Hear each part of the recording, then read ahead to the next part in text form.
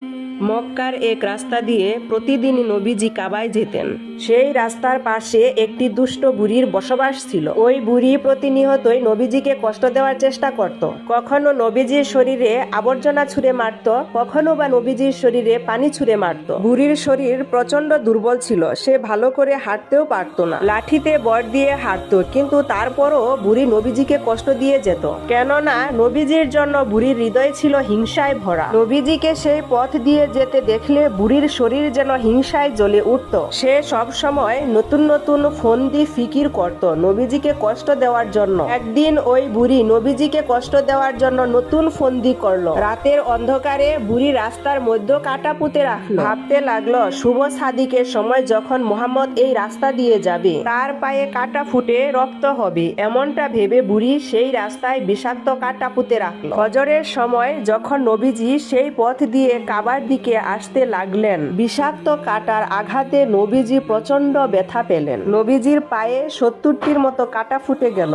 নবীজির পবিত্র পা মোবারক রক্তে লাল হয়ে গেল। দূর থেকে সেই মহিলা নবীজির রক্তাক্ত পা দেখে হৃদয়ে যেন শান্তি খুঁজে পেল। এভাবেই বৃদ্ধা মহিলা তার কাজ প্রতিদিনই করে। আর রাসূল সাল্লাল্লাহু আলাইহি ওয়াসাল্লামের ধৈর্য, সহনশীলতা এবং সৌন্দর্য ভরা চরিত্র, সে সব সহ্য করে যায়। নবীজি কখনো একটি শব্দ উচ্চারণ করেননি, কখনো দুঃখ দেখাননি, কখনো প্রতিবাদও করেননি। তার অনেকেই এই দৃশ্য দেখত, তারা ভাবত মোহাম্মদ কতটা ধৈর্যশীল, কতটা ক্ষমাশীল। প্রতিদিন ওই বুড়ি রাস্তায় কাটা বিছিয়ে রাখে, সে কাটাগুলো সরিয়ে রাস্তা অতিক্রম করে চলে যায়। তারপরও বুড়িকে কিছু বলতো না। একদিনের সকালটা ছিল অন্যরকম। নবীজি যখন বাড়ি থেকে কাবার দিকে যেতে শুরু করলেন, তিনি খেয়াল করলেন আজকে রাস্তায় কোনো কাটা নেই। নবীজি সেখানে দাঁড়িয়ে গেলেন আর ভাবতে লাগলেন বুড়িমার কি হয়েছে। বুড়িমা তো প্রতিদিনই আমার জন্য রাস্তায় কাটা পুঁতে রাখে, কিন্তু আজকে রাস্তায় কোনো কাটা নেই কেন? নিশ্চয়ই বুড়িমা অসুস্থ হয়েছে। অতঃপর রাসূল সাল্লাল্লাহু আলাইহি ওয়াসাল্লাম আশেপাশের কয়েকজন লোককে জিজ্ঞেস করলেন, আপনারা কি বলতে পারবেন ওই বুড়ির ঘর কোথায়, যে বুড়ি প্রতিদিন রাস্তায় আমার জন্য কাটা বিছিয়ে রাখত? এই লোক সকল নবীজিকে বুড়ির ঘরটি দেখিয়ে দিল। রাসূলুল্লাহ ঘরের দরজার সামনে গিয়ে ডাক দিলেন, হে বুড়িমা, তুমি কি ঘরে আছো? ঘরের ভিতর থেকে প্রচন্ড জীর্ণশীর্ণ এবং অসুস্থ গলায় উত্তর আসলো, হ্যাঁ আমি ঘরেই আছি। কে তুমি? ঘরের ভিতরে আসো। রাসূল সাল্লাল্লাহু আলাইহি ওয়াসাল্লাম ঘরের ভিতর প্রবেশ করলেন। তিনি তাকিয়ে দেখলেন বুড়ি জ্বরে প্রচন্ড অসুস্থ হয়ে বিছানায় শুয়ে আছে। নবীজিকে সেখানে দেখে বুড়ি প্রচন্ড অবাক হয়ে গেলেন। নবীজি বুড়ির কাছে গিয়ে দাঁড়ালেন এবং বুড়িকে বললেন, হে বুড়িমা, তুমি যদি আমাকে অনুমতি দাও তাহলে আমি তোমার খেদমত করতে পারি। নবীজির মুখে এমন কথা শোনার পর বুড়ির মুখ দিয়ে কোনো কথা বের হচ্ছিল না। মনে হয় যেন বুড়ি বাকশক্তি হারিয়ে ফেলেছেন। বুড়ির চোখ দিয়ে অজর ধারায় পানি ঝরছিল। অতঃপর রাসূল সাল্লাল্লাহু আলাইহি ওয়াসাল্লাম নিজের হাতে বুড়ির খেদমত শুরু করলেন। কয়েকদিন পর বুড়ি যখন সুস্থ হয়ে উঠল, বুড়ি রাসূল সাল্লাল্লাহু আলাইহি ওয়াসাল্লামকে বলল, আমি তোমাকে কত কষ্টই না দিয়েছি, এত কষ্টের পরেও তুমি আমার ঘরে এসে আমাকে সেবা করেছ। তোমার মতো মহান ব্যক্তি এই মক্কার জমিনে আর দ্বিতীয় একটি খুঁজে পাওয়া যাবে না। আমি আর দেরি করতে চাই না, আমি তোমার ধর্মের অনুসারী হতে চাই। এভাবেই নবীজি তার উত্তম চরিত্র দিয়ে মানুষের হৃদয় জয় করেছেন। একজন অসহায় এবং দরিদ্র ব্যক্তি, তার বাড়ি ছিল মক্কার বাহিরে, সে প্রায়ই মক্কায় ভিক্ষে করতে আসতো। একদিন ওই ভিক্ষুক আবু জেহেলের বাড়িতে গেল এবং আবু জেহেলকে বলল, আমি অনেক দরিদ্র এবং অসহায়, আমাকে কিছু ভিক্ষা দিয়ে সহযোগিতা করুন। আবু জেহেল ওই ভিক্ষুককে বলল, আমি তোমাকে ভিক্ষে দেওয়ার চাইতে বরং এমন একজন ব্যক্তির সন্ধান দেব যে তোমাকে অনেক পরিমাণ ভিক্ষা দেবে। ওই ব্যক্তি তোমাকে এত পরিমাণ ভিক্ষা দেবে যে আজকের পর তোমাকে আর কখনো ভিক্ষা করতে হবে না, আজকের পর থেকে তুমি ধনী হয়ে যাবে। ফকির বলল, তাহলে অবশ্যই আপনি আমাকে সেই ব্যক্তির ঠিকানা দিন, আমি তার কাছে গিয়ে সাহায্য চাইব।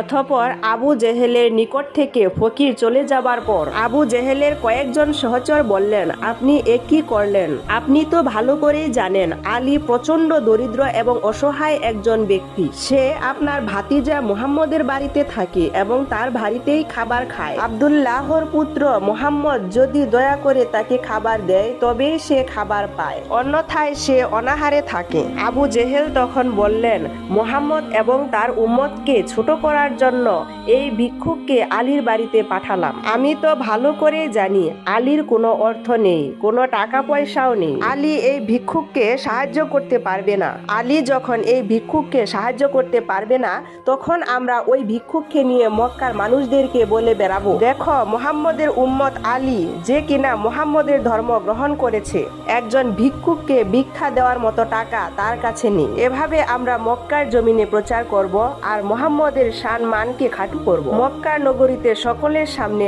আলী এবং তার নবী মুহাম্মদের মান সম্মান ক্ষুণ্ণ করব। এজন্যই আমি ইচ্ছা করে ওই ভিক্ষুককে আলীর বাড়িতে পাঠিয়েছি। ভিক্ষুক হযরত আলী রাদিয়াল্লাহু তাআলা আনহুর বাড়িতে পৌঁছে গেছেন এবং হযরত আলী রাদিয়াল্লাহু তাআলা আনহুকে বললেন, আমি প্রচন্ড অসহায় এবং দরিদ্র।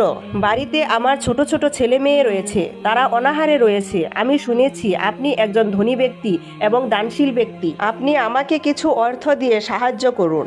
হযরত আলী রাদিয়াল্লাহু তাআলা আনহু বললেন, তুমি আমার কাছে সাহায্য চাইছ, তা ঠিক আছে, কিন্তু আমি যে ধনী ব্যক্তি তুমি এ কথা বললে কেন? তোমাকে কে বলেছে আমি ধনী ব্যক্তি? ফকির তখন হযরত আলী রাদিয়াল্লাহু তাআলা আনহুকে আবু জেহেলের বাড়ি দেখিয়ে দিয়ে বলল, ওই বাড়ির মালিক আমাকে বলেছে আপনি অনেক ধনী ব্যক্তি এবং দানশীল ব্যক্তি, আর ওই বাড়ির মালিক আমাকে আপনার কাছে পাঠিয়েছে ভিক্ষা চাওয়ার জন্য। ফকিরের কথা শুনে হযরত আলী রাদিয়াল্লাহু তাআলা আনহু সবকিছু বুঝতে পারলেন, কেননা আলী রাদিয়াল্লাহু তাআলা আনহু ছিলেন একজন বিচক্ষণ এবং জ্ঞানী ব্যক্তি। হযরত আলী রাদিয়াল্লাহু তাআলা আনহু বুঝতে পারলেন যে আবু জাহেল ইচ্ছে করে এই ফকিরকে তার বাড়িতে পাঠিয়েছেন, কেননা আবু জেহেল ভালো করে জানে আলী কোনো ভিক্ষা দিতে পারবে না। হযরত আলী রাদিয়াল্লাহু তাআলা আনহু খুব ভালো করে বুঝতে পারলেন, আমি যদি এই ফকিরকে ভিক্ষা দিতে না পারি তাহলে এই বিষয়টি নিয়ে আবু জেহেল এবং তার সহচররা মক্কার মানুষদেরকে বলে বেড়াবে, আমার নবীর শান ও মানকে খাটো করবে, আমার নবীর মর্যাদাকে ক্ষুণ্ণ করার চেষ্টা করবে। অতঃপর হযরত আলী রাদিয়াল্লাহু তাআলা আনহু ভিক্ষুককে বললেন, আমি তোমাকে অবশ্যই ভিক্ষা দেব। এই বলে হযরত আলী রাদিয়াল্লাহু তাআলা আনহু এক মুষ্টি বালি হাতে নিলেন। ওই এক মুষ্টি বালি ভিক্ষুকের চাদরে দিলেন আর বললেন, তুমি শক্ত করে ধরে থাকো। তোমাকে যে ব্যক্তি ভিক্ষা নেওয়ার জন্য আমার বাড়িতে পাঠিয়েছে, তুমি সেই ব্যক্তির বাড়িতে যাবে এবং গিয়ে দেখাবে আমি তোমাকে কি ভিক্ষা দিয়েছি। তবে সাবধান, রাস্তায় তুমি কখনো তোমার চাদর খুলে দেখবে না। ভিক্ষুক চাদরটি শক্ত করে ধরে নিয়ে হযরত আলী রাদিয়াল্লাহু তাআলা আনহুর কাছ থেকে বিদায় নিয়ে আবু জেহেলের বাড়ির দিকে যাচ্ছিলেন। ভিক্ষুক খেয়াল করছিলেন সে যখন আবু জেহেলের বাড়ির দিকে যাচ্ছিলেন তার টুপলাটি আস্তে আস্তে বড় হচ্ছিল। ভিক্ষুক যখন আবু জেহেলের বাড়িতে গিয়ে পৌঁছালো, আবু জাহেল দেখা মাত্রই ভিক্ষুককে জিজ্ঞাসা করলো, আলী তোমাকে কি ভিক্ষা দিয়েছে দেখি। ভিক্ষুকটি বলল, হ্যাঁ, সে আমাকে অবশ্যই ভিক্ষা দিয়েছে এবং সেগুলো আমি আমার চাদরের ভিতরে এই টুপলার মধ্যে রেখেছি। আবু জেহেল তখন ওই ভিক্ষুককে বলল, সে তোমাকে ভিক্ষা দিয়েছে? আলী কি করে তোমাকে ভিক্ষা দিতে পারে? সে তো একজন অসহায় ব্যক্তি। আলী তো নিজেই খেতে পায় না, সে আব্দুল্লাহর এতিম পুত্র মুহাম্মদের বাড়িতে থাকে। মুহাম্মদ দয়া করে তাকে খাবার দিলে সে খেতে পায়, না দিলে সে অনাহারে থাকে। সে কি করে তোমাকে ভিক্ষা দেবে? ফকির বলল, ওই ব্যক্তিটি আমাকে ভিক্ষা দিয়েছে এবং ভিক্ষা দেওয়ার পর বলেছে আমি যেন এই টুপলাটি রাস্তায় খুলে না দেখি এবং আপনার কাছে এসে তারপর যেন খুলে দেখি। এরপর ওই ভিক্ষুক চাদরের নিচ থেকে টুপলাটি বের করে টুপলার মুখ খুললেন। টুপলাটি খোলার পর ভিক্ষুক এবং আবু জেহেল এক অলৌকিক দৃশ্য দেখলো। আবু জেহেল দেখলো ফকিরের টুপলার মধ্যে হীরা জহরত। ফকির তার নিজ টুপলায় হীরা জহরত দেখে অনেক আনন্দিত হলো। আবু জেহেল বলল, আমি আমার জীবনে কখনো এত দামি হীরা জহরত দেখিনি। এগুলো কি সত্যি তোমাকে আলী ভিক্ষা দিয়েছে? ওই ফকির বলল, হ্যাঁ, আলী আমাকে এগুলোই ভিক্ষা দিয়েছে। আবু জেহেল বলল, আমি কিছুতেই বিশ্বাস করি না। আলী তো নিজেই খেতে পায় না, সে অন্যের দয়ার উপর নির্ভরশীল। নিঃসন্দেহে আলী চুরি করেছে এবং চুরি করে তোমাকে ভিক্ষা দিয়েছে।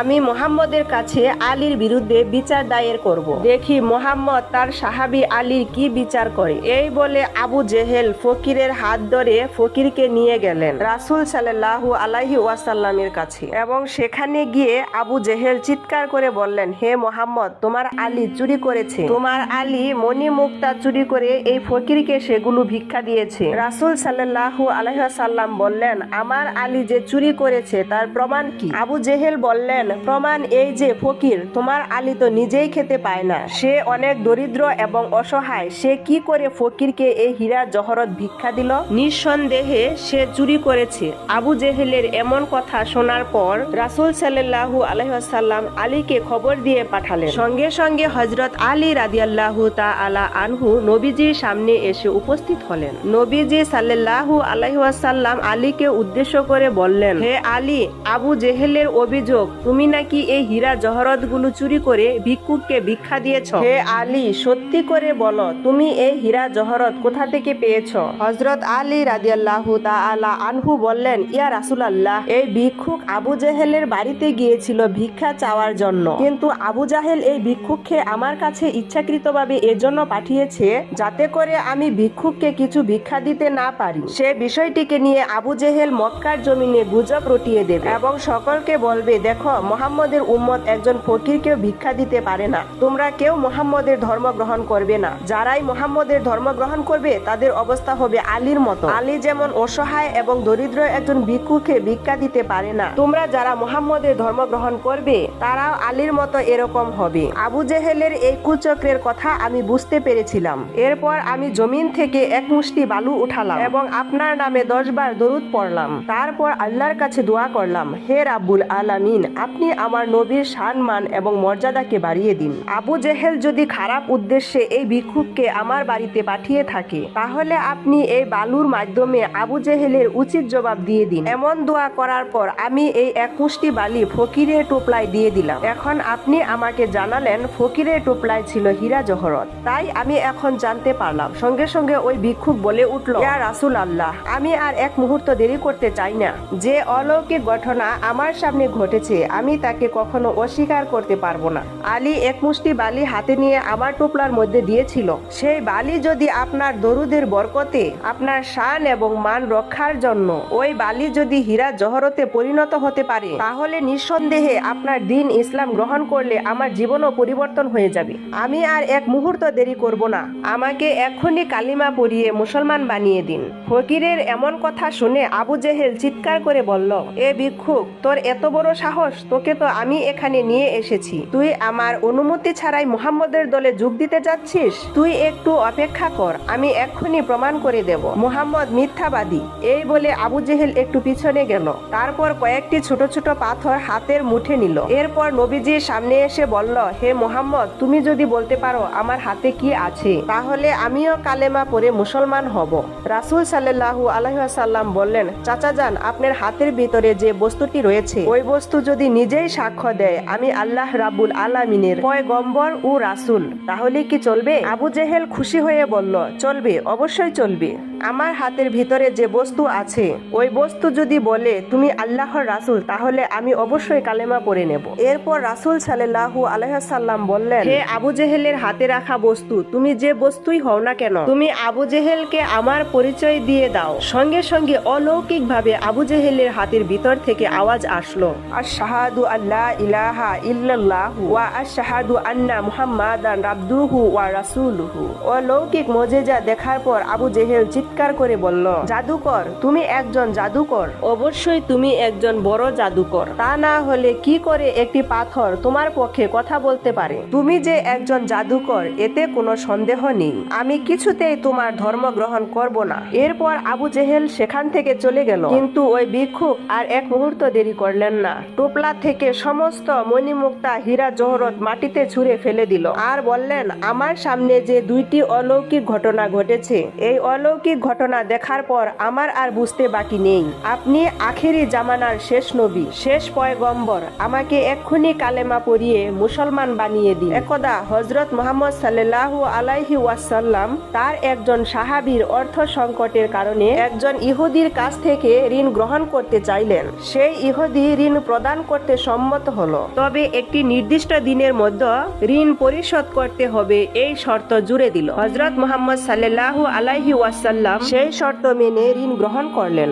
এবং সেই ঋণটি সাহাবীর কাছে পৌঁছে দিলেন। এভাবেই দিন চলছিল। হযরত মুহাম্মদ সাল্লাল্লাহু আলাইহি ওয়াসাল্লাম একদিন জানাজার নামাজ পড়িয়ে বাড়ি ফিরছিলেন। সাথে ছিলেন প্রিয় সাহাবায়ে কেরাম হযরত আবু বকর রাদিয়াল্লাহু তাআলা আনহু, হযরত উমর রাদিয়াল্লাহু তাআলা আনহু সহ আরো কয়েকজন। পথিমধ্যে হঠাৎ করে সেই ইহুদি হযরত মুহাম্মদ সাল্লাল্লাহু আলাইহি ওয়াসাল্লামের সামনে উপস্থিত রাগত সুরে এবং অভদ্র ভাষায় মুহাম্মদ সাল্লাল্লাহু আলাইহি ওয়াসাল্লামের কোনায় হাত দিয়ে বলছে, হে মুহাম্মদ, তুমি আমার ঋণের টাকা পরিশোধ করছো না কেন? আমি তোমার পরিবার সম্পর্কে জানি, একবার টাকা নিলে আর মনে থাকে না। লোকটিকে ঋণ পরিশোধ করার নির্দিষ্ট দিন এখনো পার হয়নি, অথচ সে এসে ঋণের টাকা চাইলো, তবুও তিনি কিছু বললেন না। আমরা সকলেই জানি মুহাম্মদ সাল্লাল্লাহু আলাইহি ওয়াসাল্লাম ছিলেন মদিনা রাষ্ট্রের প্রধান। তিনি চাইলেই ওই ইহুদিকে যে কোনো কঠিন শাস্তি দিতে পারতেন, কিন্তু তিনি কিছুই করলেন না। ধীরস্থির ভাবে নিজেকে নীরব রাখলেন। এদিকে সকলেই অবাক হয়ে গেল,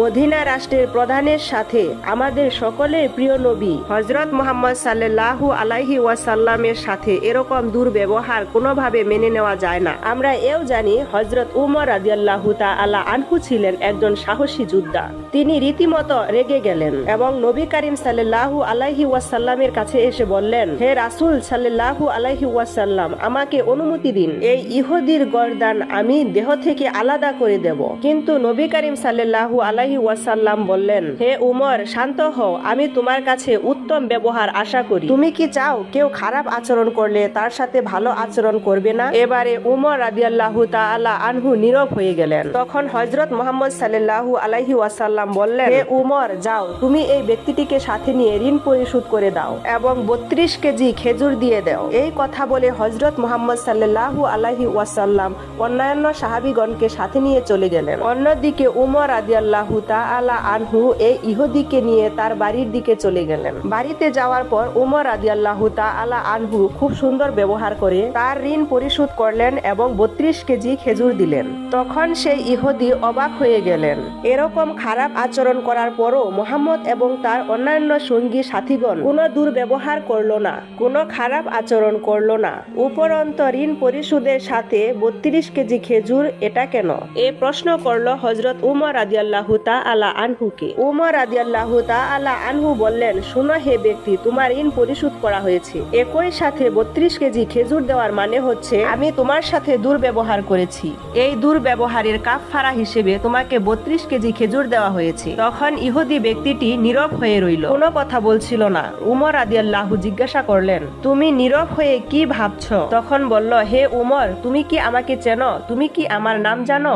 তখন উমর রাদিয়াল্লাহু তাআলা আনহু বললেন, না। তখন সেই ব্যক্তিটি বলল, আমার নাম যায়েদ ইবনে সুনা। যায়েদ ইবনে সুনা এই নামটি শুনে উমর রাদিয়াল্লাহু তাআলা আনহু অবাক হয়ে গেলেন। তিনি দুচোখ বড় বড় করে তাকালেন। জানতেন যায়েদ ইবনে সুনা মদিনার সেই বিখ্যাত ইহুদি আবাই, যার অনেক ধন সম্পদ। এই ব্যক্তি যে যায়েদ ইবনে সুনা, উমর রাদিয়াল্লাহু তাআলা আনহু সেটা জানতেনই না। এবারে যায়েদ ইবনে সুনা বলল, হে উমর, আমাদের ধর্মগ্রন্থে মুহাম্মদের নবী হওয়ার যত ভবিষ্যৎবাণী পাওয়া যায় তার সবগুলোই আমি মুহাম্মদের উপর পেয়েছি। শুধু দুটো বিষয় আমি জানার অপেক্ষায় ছিলাম, আর সেই দুটো বিষয় হলো, কেউ তার সাথে অসহনশীলতার আচরণ করলে তিনি কি করবেন, আর কেউ যদি তার সাথে মূর্খর মতো আচরণ করে তবে তিনি কি করবেন। অর্থাৎ তিনি মন্দের জবাব ভালোর মাধ্যমে দেবেন এবং অনুত্তমের জবাব উত্তমের মাধ্যমে দেবেন। এবারে আমি সরজমিনে পরীক্ষা করে দেখলাম মুহাম্মদ সাল্লাল্লাহু আলাইহি ওয়াসাল্লামের মাঝে এই দুটো গুণের সবটাই আছে।